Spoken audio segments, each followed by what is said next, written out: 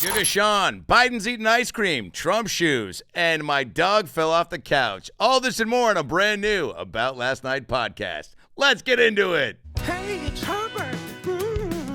And you're listening to the About Last Night podcast, you slippery little son of a bitch. About last night.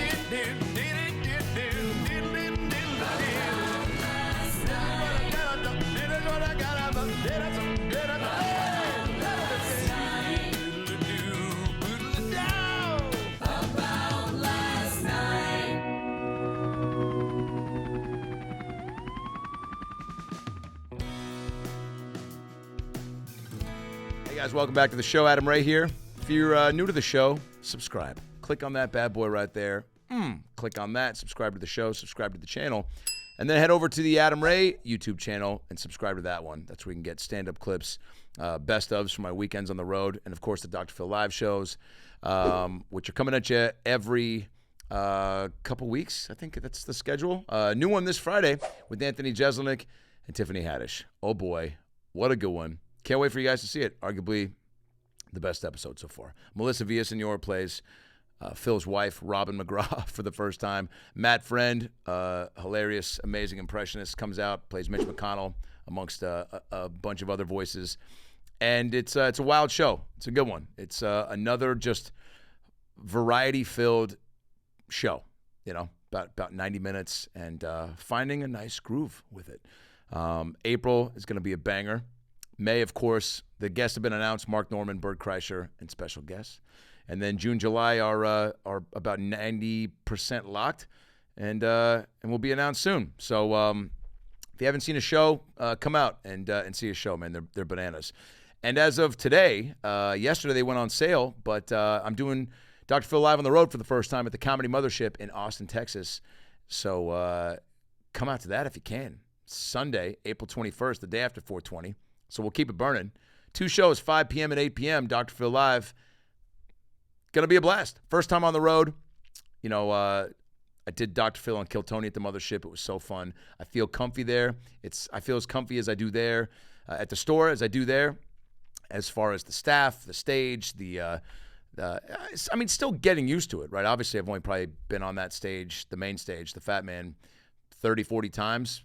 And, you know, the Comedy Store, you know, I would love to actually know the amount of spots I've done in the original room, but really every room. I mean, it's been since it's open mics since 2007. So fuck, dude, that's coming up on almost 20 years. I mean, 18, right? 18, 7, 25. Yeah. Wow. Get the fuck out of here. Wild. Life is wild. But this episode that drops Friday is really a special one, and I can't wait for you guys to see it. So subscribe to my YouTube channel so you can get the new Dr. Phil Live with Anthony Jeselnik and Tiffany Haddish, March 15th. A lot of stuff to talk about. Wanted to come back, do another solo ep. You know, we got some guests lined up. Jeff Probst from The Survivor. I met him doing After Midnight, Taylor Tomlinson's CBS game show, which is great. A lot of fun. The Old at Midnight with Chris Hardwick was a 30-minute show. So you had to be a little more rapid fire. This one's an hour.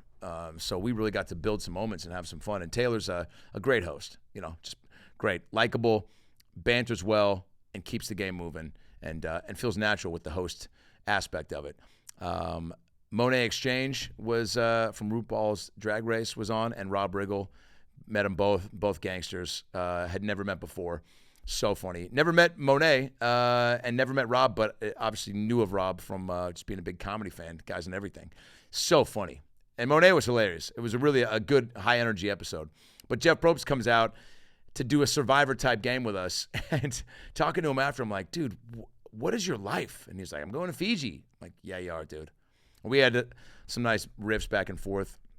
He said something about me being a bitch, and then I said, you look like you stage managed the Wiggles, because he had a bright baby blue shirt on.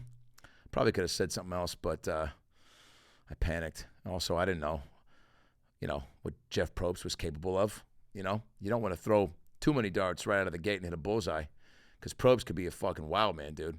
He's a kind-hearted soul, but, you know, who knows if he was looking to just punch a Jew that day. Do you know what I'm saying? What if he woke up with that in mind, and I'm on the receiving end of a Probst punch? That being said, fun episode. If you get a chance, check out Taylor's show after midnight, or go to a taping because they're here in Los Angeles. But too much to get into that I needed to do straight to you guys, the camera. Okay. Turning into a nap guy. Let's get into it, man. Turning into a nap guy. Not good at it. Want to be better at it, but turning into one. I dream when I nap, which sounds like the beginning to a shitty slam poetry night. I dream when I nap, and I cream when I sap. But when I rap and flap my wings, do you understand what it brings? Me, joy, outside, Mother Nature. Play a hater, figure it out. The tea kettle, the spout. Drip, drip, drip goes the lemonade. Sip, sip, sip goes the marmalade. Jam, you know what it is. Space, up in the air. Monsters, Jordan, Wayne Knight. Seinfeld, Kramer, it's all right. N-word, Laugh Factory, did it what he did. Apologize on Letterman. Nobody said that was the move, but it was. And here we are. What's up, cuz? Stamp it, cut it, send it off to Macklemore. So, what the fuck was I talking about? Oh, napping. I dream when I nap. I could sleep 10 hours, no dreams. 20 minutes, I have a dream that me and Katy Perry are opening a Barnes & Noble with an all Pterodactyl staff. Pterodactyl Staff, by the way, great band name. Going to Coachella in a couple weeks, first time. We'll get into that. Or we won't. I don't know. Fuck, are people over Coachella? I'm excited because my buddy Scott is a diehard No Doubt fan, and they're playing, and he is pumped for us to see him see them. A little perverted. He's like, I can't wait for you guys to watch me watch them. He doesn't say it like that. But that is what we're going for, is to watch him watch them. Also, No Doubt's one of the, most fun punk rock bands of all time. A lot of hits. The Shit's Bananas. Wonderwall. No, that's Oasis. All right, maybe they're not. Shit's Bananas. Spiderweb. Underneath It All. Don't Speak. I remember trying to dry hump. Was it Brooke Alcart? To the song Don't Speak at Shorecrest High School. Maybe it was Kellogg Middle School. Either way, shout out to Brooke. She's a living legend. I saw her about 5 years ago at my sister's high school reunion. And it's fun to catch up with people like that. But, man, the middle school, high school dry hump days. Dry hump days. Documentary, I'd watch it, about kids trying to figure it out in middle school, high school. I feel like it's got to be a doc that's like following around a couple kids that are, it's almost like Superbad, right? It's a documentary. It's Superbad, but it's a documentary. You follow around two kids trying to get laid. I don't think I was trying to get laid in middle school, but I was definitely trying to fucking come. I think everybody was trying to come, right? I was dry humping, so I think I was trying to come, unless I was just doing it for the art. But going to Coachella, where I'll probably nap. Again, try to. Not good at it, man. Not good at it. Brain's racing. Too fast. Too much shit going on. But if I'm tired and push comes to shove and shove comes to push, I'll fucking zonk off. I'll zonk off and go into a coma, man. You need that good sleep coma to really fucking... But sometimes I'll like fade in, I'll like fall asleep, and I feel like I'm dying. I'm like I fall so deep into sleep that I'm like... I fight it because I'm like, I think I'm dying, so I have to like, if I fall asleep, I'm gonna die. Does that make sense? Probably not a normal thing to think, but I'm blaming it on the weed. Did smoke some stuff the other night that put me into the Matrix, dude. I mean, I think I ordered a McFlurry from the Outback Steakhouse. You might be a redneck. If you've ordered an Oreo McFlurry from an Applebee's, you might be if you've ordered an over-the-pants hand job from a Dairy Queen, you might be a redneck. WWJD, what would Jeff do? Foxworthy, dude. One of the OGs. One of the first comedy albums I ever bought when I drove to Laughlin, Nevada to visit my dad. Shout out, Pops. I'd go to Amoeba Music and get stand-up CDs and listen for the 4-hour drive. Ray Romano, Seinfeld, David Cross, I'm going to say it. Cosby was in there. This is pre, drink the drink, bitch. This is pre all that. Just listening to the greats. Brian Regan, Greg Giraldo. Stand-up is one of those art forms that just, man, there's just so many. And there's so many funny people. And so many funny people that you'll probably never hear of. That's what's crazier. You know, I mean, I'm coming up on 17 years in, and I think I'm having a year where I'm getting a little bit more juice going. But still, I'm constantly introducing myself to people for the first time. Still getting a lot of people, even though people are coming out to shows on the road a lot more, and God bless you guys for that. And I feel like the Dr. Phil bump is serving me right at this current time. But there's still people that are coming out being like, I'm so sorry, but I had no idea who you were. I'm like, yeah, great. Do you now? Are you a fan now? Yeah. So, you know, too many people to keep track of. And that's how it was. I remember when I first started stand-up, I had buddies from college that were like, I'd be 3 years in. They're like, you still doing it? I was like, yeah. Oh, because I haven't seen it on TV or on a billboard. Well, yeah, you got to work hard. It's not one of those overnight success things, man. I mean, I was obviously, I think, decently funny in college and probably more funny than most of the people you knew, because you don't know a lot of people that are trying to maybe turn this into a passion and a career. But it's going to be a minute. I got to figure out who I am off stage so I can, you know, dial that in on stage and then connect with a room. And I need reps. I've been doing it 3 years. I need reps. Yeah. All right. Well, it's tough, man. Yeah, I know it's tough, Spencer. Just so you know, not a lot of people make it. So, and I mean, Chappelle, dude, he was famous after a year of stand-up. Oh, he was? That's what I read. Where'd you read that? Somewhere. Where was that? In a book. What book? In a magazine store. What magazine store? I made it up. People are stupid. I'd say over 50% of people are truly like more street smarts than book smarts. And I think that's why that's definitely why you can see somebody like Trump go, I've got Trump shoes. Oh yeah, baby. You could be like Mike or you could pump like Trump. Trump shoes. $400. $400. Jordans were $200 at their peak, but these are $400, baby, because they're made out of solid gold lies, okay? They're perfect Trump shoes for running from an indictment or chasing down a pussy that doesn't want to be grabbed. What a crazy move. Shoes. And what's awesome is that, you know, you get people that, despite whatever side of the fence you're on, that do not agree with Biden's politics will be like, Biden's ruining the economy. I barely have enough to put gas in my car, to put pillows over my wife's face, to put spoons in my drawer. And if it's Biden's fault, it's Biden's fault. And then you see him on the news and like, I had to buy the Trump shoes. It's their first edition, limited edition, first edition. And you're like, but I thought you didn't have enough money to eat SpaghettiOs. Yeah, but you know, I need shoes. Can't argue with that. What a wild thing that's going to be. These are our options, huh? Trump versus Biden, the fucking rematch. Yeah. I don't know. How come there can't be like a 25-year-old? Probably because 25-year-olds are fucking idiots.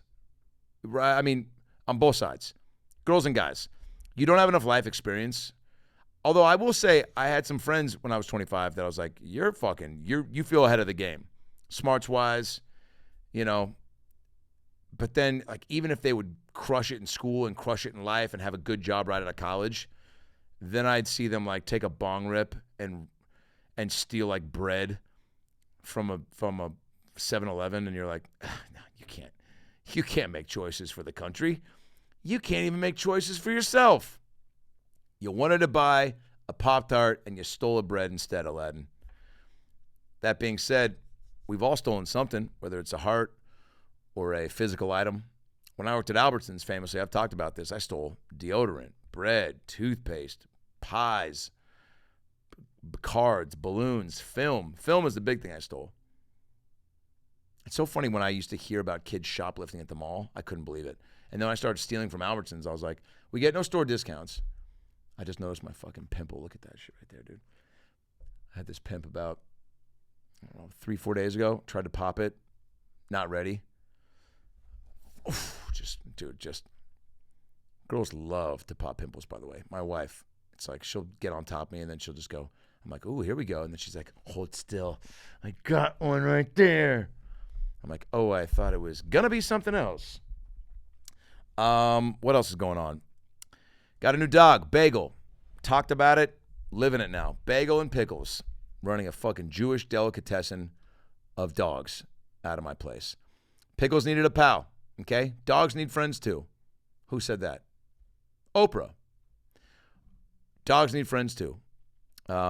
Pickles has been living a sweet life, of just kicking it, old school, playing the hits yesterday, today, and tomorrow. But she needed some stimulation. Dogs, like people, need to be stimulated. So she's connecting with Bagel, her sister. First few days, wanted no part of it. We're fucking very depressed about it. Like, this plan backfired. We should have got a guinea pig or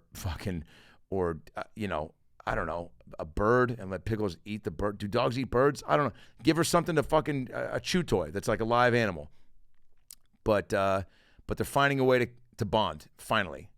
Playing a lot, wrestling. Bagel has fucking Swiss Army knife teeth. So that's tough, because she'll just be laying there and then just fucking twilight my neck. And I'm really concerned she's going to pop a vein, no joke. I know you're like, dude, dogs can't bite veins. Oh, really? Meet Bagel, the vein biter. She is trying to draw blood, but also trying to love you up. So she's just got to figure out which is which.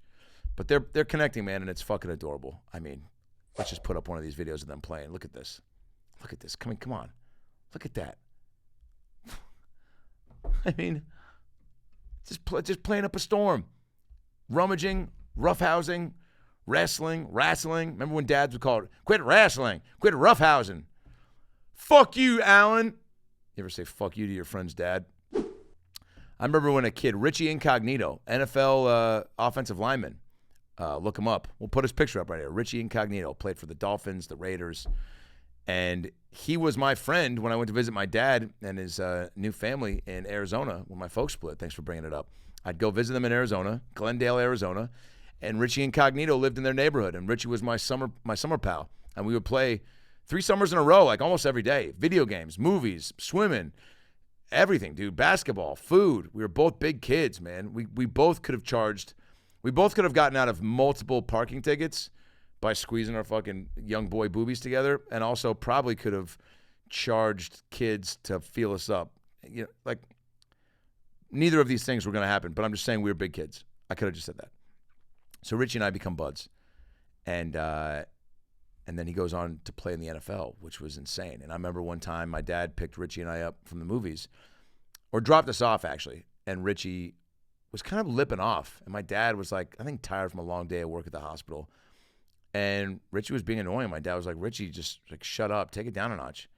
And Richie goes, fuck you, Lance. And my dad was like, I'd never heard that before. I'd never heard a friend tell a dad to fuck off, dude. Wild, but also hilarious. In the moment, I was like, whoa, dude, you're so cool, Richie. Dude.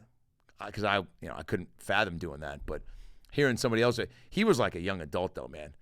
By the way, you tell a dad to fuck off in the 6th grade, you're going to be just fine in the NFL.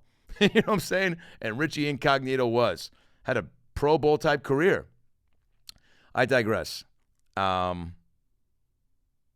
Naps. Are you good at them? Can you do them? Comment below. Throw me some advice. How do I get the proper nap? I'm trying to hit the reset button and recharge and refresh more often than not. But I struggle. I struggle getting to sleep and shutting the brain off. The Oscars were yesterday. That was exciting. The Oscars. Hollywood shuts down. Parties everywhere. I was at the Laugh Factory in the Comedy Store twice, and it was just, party. Escalade. Chateau Marmont. I'm boring myself with this Hollywood bullshit. The Oscars are a big deal. They'll never not be a big deal because movies will always be something that we rally around. And Oscars, it's fun, even if you don't give a fuck. Will Smith made the Oscars fun again. Because now you watch every year being like, is he going to be there? And if not, Is someone else going to hit the host? I remember where I was when that happened. That was already a couple years ago. Whew. I was getting out of the shower, and I hear Chris Rock's monologue, and I was like, hell yeah, finally, the comedian portion of the show. And he's crushing. I remember he did a joke that kind of was whatever, and then one that really hit hard. And then he did the Jada Pinkett joke, and I was like, didn't need that. But I get it. It was funny. A G.I. Jane joke, whatever. And then smack. Unreal. I'm so glad I saw that live. There's certain things you see live where you're like, thank you. Seeing the replay ain't good enough, man. Something about the visceral reaction of seeing something live. You walk in on your folks fucking. You'll never forget that. Somebody sends you a link to it. Not as cool. And there's probably a better example for that. But you know what I mean. Seeing something live when it happens. That's why people dig crowd work. That's why comics are getting love and attention and an online presence from crowd work videos. I think it's balancing back out too. There was a moment where once Matty Rife was putting crowd work at the forefront, I think a lot of people were trying to go on and force crowd work moments. I'd see a lot of comics that didn't do crowd work posting videos like, hey, where'd you get your shirt? It's actually a gift. Oh yeah? Who gave it to you? A blind person? And that's a joke because it wasn't that bad, but the interactions were minimal. I'd see people post like, is that really your laugh? Oh my goodness, hilarious. And then they hashtag crowd work. And I was like, what is happening? But you know what, dude? This is why the art form is the art form, because there's so many levels and so many ways to eat a Reese's. Who said that, by the way? Who came up with that Reese's slogan? It feels like a McConaughey. There's so many different ways to eat a Reese's. I can't do McConaughey. What do you think he's doing right now? What do you think Matthew McConaughey? I'll be honest. Probably 3 times a month I wonder, what's McConaughey up to? I wonder what's McConaughey up to? What's Tom Hanks up to? What's Larry Bird doing? I feel like he's just getting fucking shithoused somewhere. That guy was drinking Coors Light when he was like 12. Just French Lick, Indiana. I'm just fucking basketball and booze, man. What a life. Can you imagine? That's your childhood? Drinking beers at 11? Man, I think first time I had a drink was a shot of tequila when I was 14, 8th grade. I was doing a play called The Wiz. And it's Motown's version of The Wizard of Oz. And we had 1 black cast member and 1 Asian cast member. And the rest were, say it with me, white. We did in Issaquah, Washington at the Village Theater. Great show. I was on the younger side. Everyone was in high school and college. And I go to the cast party, and I've got crushes on a couple gals who ended up like hooking up with like, man, I was an ensemble player. I was like one of the Witches Monkeys. I was a Yellow Brick Road guy. And I remember there's one girl, I want to say her name was like Casey or Chastity or Chastity or Chasey, Chavi, Stavros. I don't know. She was smoking, and I was in 8th grade. I think she was a sophomore in high school. There's no reason for me to be thinking in a world where one sophomore in high school who comes in his pants at the thought of seeing a boob for the first time. He's in 8th grade. He's seen his girlfriend's boobs, but that was in 7th grade, and she barely let him see them because she had a mole on one of her boobs, and she was self-conscious. Until one summer 2 years later in 9th grade, 1998, they went on a camping trip with their friends, and they tried to rekindle the love they once had. But Adam, pulling a fast one and being an impulse buyer that he was, didn't read the room and tried to pick what he thought was dirt off of her left nipple. Her left, I want to say tit and nipple, and I said nit. Her left tit. And it turns out it was the mole that he forgot was there. So he tried to pick a mole off of her titty. And that was the end of the relationship as she began to flirt with his best friend on that camping trip, Avery Garmeyer, instead of flirting with him, her boyfriend, at the time. They broke up. And now she's married to one of his other friends with 5 kids. And they're happy. I think. They are. They've got to be. So I think if you Who you guys voting for? I don't fucking know. So yeah, I think the Oscars will get their mojo back. You know, this year was fun, but you need that excitement. You need somebody coming out of the crowd and doing something that wasn't expected. Hey guys, Adam Ray here for the About Last Night podcast. Hope you're enjoying the episode. But look, man, there's something I got to talk about. After years of fine print contracts and getting ripped off by overpriced wireless providers, if we've learned anything, it's that there's always a catch. There's always a freaking catch, man. So when I heard that Mint Mobile wireless plans are $15 a month, what? When you purchase a 3-month plan, I thought to myself, what's the catch? But after talking to them, it all made sense. There isn't one. There's no catch. Mint Mobile's secret sauce is that they sell wireless service online. They cut out the cost of retail stores and pass those sweet savings directly to you, okay?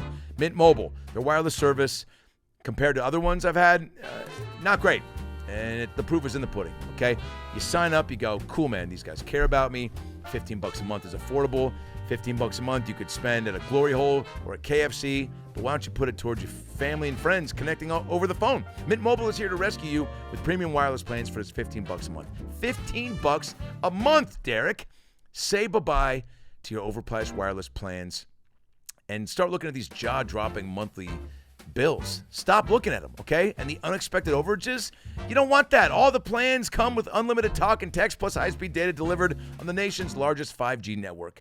Use your own phone with any Mint Mobile plan and bring your phone number along with all your existing contacts, because that's what Mint Mobile does. They look out for you, the customer, okay? Ditch overpriced wireless with Mint Mobile's limited time deal and get premium, I can't even talk because I'm so excited about this deal. Premium wireless service for just $15 a month, okay? If you want to try this out, I think you should do it, okay? 3 months, unlimited wireless plan, $15 a month. That's what you can do if you go to mintmobile.com/ALN. That's mintmobile.com/ALN for $15 a month, okay? Cut your wireless bill to $15 a month at mintmobile.com/ALN. Additional taxes, fees, and restrictions apply. See Mint Mobile for details. Let's see. Bagel fell off the couch. She hit her head. That sucked. She hit her head. That sucked. I was in New York doing a commercial, and I'm FaceTiming with Amanda, and Bagel runs off the couch, and I hear boom, and then just the whining and the noises that you never want to hear an animal make. And Amanda's losing it, and I'm like, holy shit, she's got brain damage. We've had her for 2 days, and she's fucking, that's a wrap. Thankfully, it wasn't. She's a survivor, not going to give up. She's a survivor, not going to fuck. I really wanted to know the lyric. I'm a survivor. I'm good with melodies, bad with lyrics.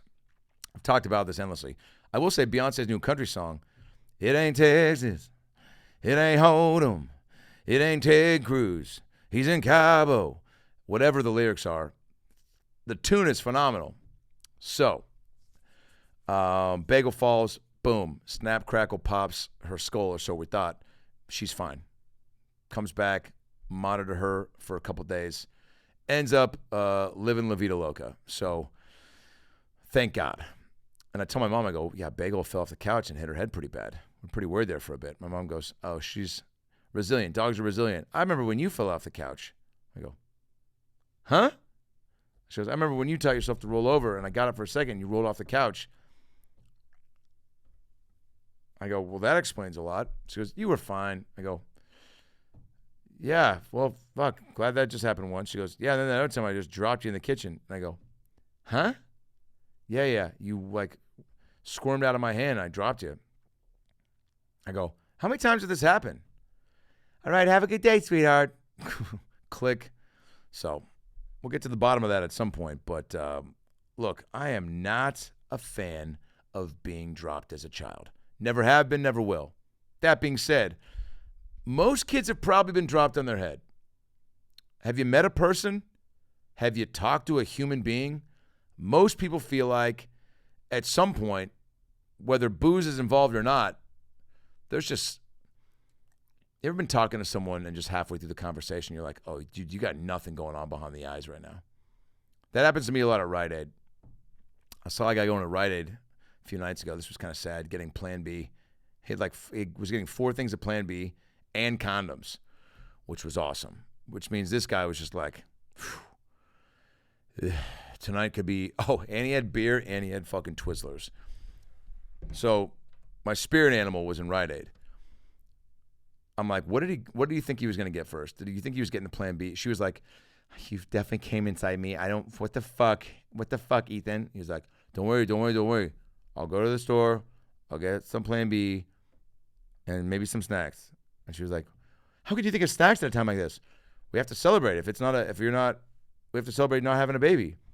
And then, when we celebrate, we might get excited. So buy some condoms. Maybe we'll fuck again, and then I'll buy a bunch of Plan B so that if I do come inside you again, we can take more Plan B. And then, probably be thirsty from all that raw dogging. So get some beer. And then you'll be like, I wish I had a nice, tasty licorice candy to go with this beer and these condoms and the Plan B. And then, boom, Twizzlers. And she's like, I can't believe I met you tonight. It's tough, man. It's tough. It's tough to date. It's tough to meet. It's tough to hold on to that meet and have it turn into a greet. You can meet, you can greet. Those are separate. How do you turn that meet into a greet? And what I mean by that is you meet up, pleasantries, bullshit, banter, get to know you. First impression, second impression, third impression. And now you greet each other. Heavy petting, physicality, connecting emotions, go back to somebody's place. The meet turns into a greet. You want the meet and greet. But how do you get there? Guys, I think, are throwing Hail Marys on first down a lot, and girls, rightfully so, have the wall up. Build the wall, the emotional wall. Get the Mexicans to build the emotional wall. I think girls have that up, rightfully so, dude. Because guys, say it with me, are perverts. I remember in the 6th grade when Caitlin Peck threw her shirt off at Camp Orkyla, and everyone in the camp saw her boobs. First boobs I ever saw that were my mom's, Caitlin Peck's. And she was developed. I can hear some of you being like, cool, you saw boobs in the 6th grade. How not big were they? Whoa. Hold your horses, Dad. These were, I almost think, B to C's. They were B-C's. They were B.C's. B plus C equals, they were too big in the 6th grade for a 6th grader. But I think everyone had someone in their class that looked like they were over 40 above the neck. Below the neck. Above the neck. The guy doesn't know where boobs are. Hey, man, I love to just fucking reach above a girl's neck and squeeze her titties. Like, that's not where they are, man. Okay. Maybe let the experts handle this one. So Caitlin's shirt goes off. Bert Kreischer in one move, shirt off. Everyone goes, yesh. From counselor to camper, everyone, yoink. Holy shit. Dude, I went to the store and bought so much honey that day just to thank the bees for their service that day. Zzz, just up. Even the bee when it flew away, was like, zzz, and looked at me and was like, zzz, and did a little bee wink. And I'll never forget it, man. I actually saw Caitlin at P.F. Chang's when I was there with my sister and my niece about a month ago, and I thought about saying what's up. But I didn't. Because obviously we went to high school together, but for whatever reason, the memory of the 6th grade B-boobs is more prevalent. And why is because I told a version of the story on Andrew Santino's Whiskey Ginger podcast. Shout out to Andrew, by the way. He's in a film right now called Ricky Stenicki on Amazon. Ricky Stenicki on Amazon. It's a Farrelly Brothers movie. They did something about Mary, Dumb and Dumber, Me, Myself, and Irene, The Heartbreak Kid, and now Ricky Stenicki with John Cena, Jermaine Fowler, Zac Efron, and your boy Andrew Santino. Whiskey Ginger podcast. I'm on it. Talking about Caitlin Peck and the B-boob situation. And a little clip of that makes the rounds. People from Seattle hit me up. Holy shit, I remember that. Cool. You're a teacher. You shouldn't be messaging me about this. And then Caitlin messaged me once and was like, wow, I heard the podcast. Thanks for the shout out. And I felt bad. But also I was like, you're welcome for the shout out. I didn't say the boobs were gross. I was like, it was a wild time to be alive. 6th grade, first boobs. Shout out. She was cool about it. I wish her the best. I wish her well. I think she's great. I hope she's fine. And so I didn't want to say what up to her at P.F. Chang's because I thought this would all come flooding back. And I didn't want to have to be, she was there with her kids. And I don't want to have to look at her kid and be like, your mom and I have a lot in common. Or you and I. I didn't want to have to look at her kid and go, you and I have a lot in common. Meaning, we both seen your mom's boobs. But breastfeeding's cool. I did it up until I met my wife 6 years ago, and that's a joke. But some people aren't breastfed. I know it's like, I want to know if there's a correlation between not being breastfed and being a serial killer. Because, you know, milk does the body good. You need your nutrients. You need your vitamins. Also, there's that like comfort, closeness connection you get from a mom's tit. By the way, you ever hear yourself start to talk about something and you go, hey man, shut the fuck up. You don't know what you're talking about. But that's what podcasts are. You ramble and you scramble and you try to get people on board with your insane thoughts. Speaking of insane thoughts, I saw Joe Biden eating ice cream, and I wish I didn't see it. Yeah, hey. Hey. He blew on his vanilla ice cream cone. He tried to cool down his vanilla ice cream cone. We in trouble. There was a great clip of Biden. Biden has that, and he's got the fight falling off the bike video. But now there's a video circulating of Biden seeing Marjorie Taylor Greene, who's classically and historically probably the most insane person that's alive right now. George Santos is, I mean, to be an adult liar and commit so hard to like shit that's so not like, he's like, oh yeah, I knew Anne Frank. I'm like, what? Oh yeah, she was a classmate of mine. She died over like 80 years ago. Yeah, well, I look good, right? What? That wasn't a compliment on your skincare regime, George. But Marjorie Taylor Greene says Jews have space lasers, I believe it is. She's also just like a loudmouth mom that definitely her kids don't respect. Her husband doesn't fuck. Like she just sucks, you know? Screams at soccer games, starts fights with parents, goes to the PTA things and is like starting rumors, you know? And then she probably just has shitty breath. You ever see someone you go, I bet your breath stinks. I bet your fucking breath stinks, dude. That's an old school power slam. Those Yo Mama jokes. Your mama's so fat, her blood type's ragu. Oh shit, your mom's so fat, her blood is spaghetti sauce. Your mama's so fat when she sits around the house, she sits around the house because her fucking butt is so big she can fit all the way around the house. I'd always try to go an extra layer, cut through, think outside the box. Your mama's so fat that your dad left.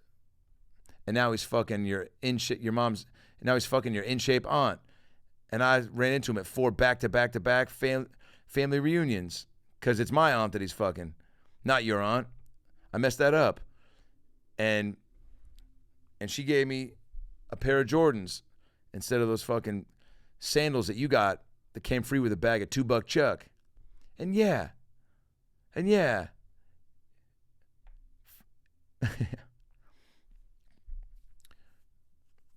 If you were a funny kid on the playground with Yo Mama jokes, snapbooks, dude, you were king of the castle.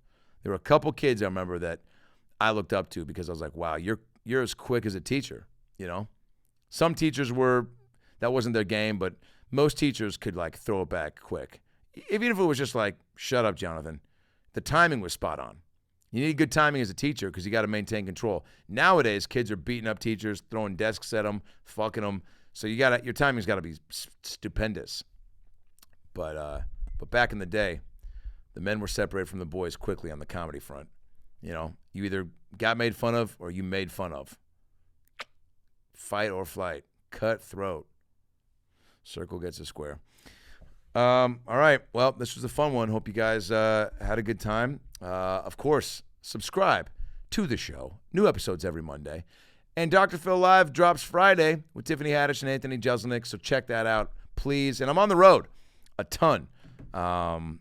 This week, I'm with Bert Kreischer, March 14th through the 17th. I think we're in Erie, Pennsylvania, Atlantic City, Maryland, and a few other spots. March 14th through the 17th will be with Bert Kreischer, BertBertBert.com for his tickets. And then March 27th through the 30th, I'll be at Olson Run Comedy Club. It's a new club by my buddy Joe King up in Eugene, Oregon. We added 2 shows on Wednesday because Thursday through Saturday sold out. So AdamRayComedy.com for those tickets.